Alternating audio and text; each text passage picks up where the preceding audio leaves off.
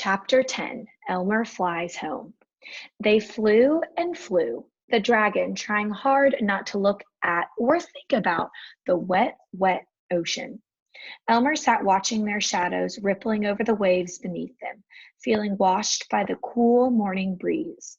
The dragon was strong and well rested, being nicely stuffed with skunk cabbages and ostrich ferns, and they hadn't stopped once when he shouted towards evening, "I think I see land ahead." "So do I, and I think it's the coast of Popsicornia," yelled Elmer. "Yes, I'm sure it is. There's Firefly Lighthouse. It won't be long now. It's just a few miles up the coast from here." "Where shall I land when we get there?" asked the dragon. "Now that I'm free, I should hate to be put in a zoo or a circus or something." "Well, it'll be dark soon. I think you could land on a wharf without attracting anyone. A wharf is kind of like a dock."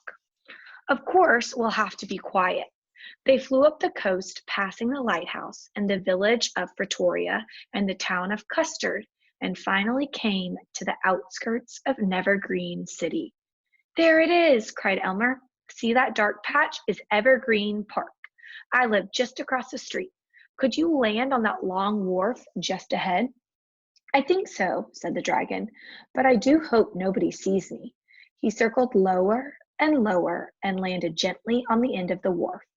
Elmer slid off and whispered, "Gosh, it was fun knowing you. I'm going to miss you and flying and everything. And thanks so much for bringing me home."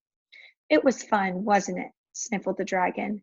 "And I'll never forget how you came all the way to Wild Island just to rescue me. By the way, Elmer, I really think you ought to have this beautiful gold watch and chain.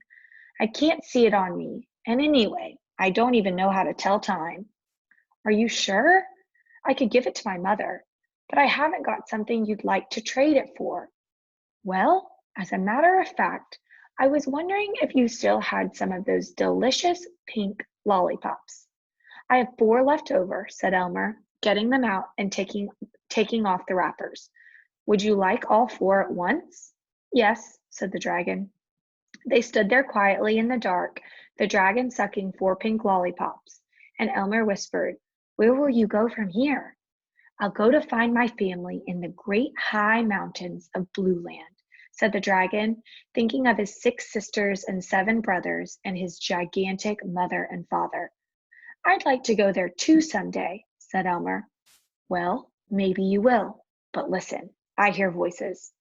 Men coming down the wharf. Quick, you'd better hurry. Goodbye, dear dragon." The dragon flew up into the darkness just as 2 watchmen thumped by to make their rounds. Elmer hid behind a crate and heard one say, "Funny, I was sure I heard voices, and I know I heard something big flying just over our heads." "Look, 4 lollipop wrappers," said the other watchman, who had been searching the wharf with a lantern. Said the first watchman, and then they walked back down the wharf.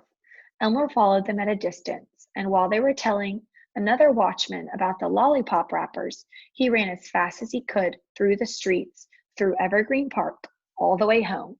He leaped up the porch steps 3 at a time, yelling, "Mother, Daddy, I'm home! Happy birthday!" Mr. and Mrs. Elevator rushed to the door and threw their arms around Elmer.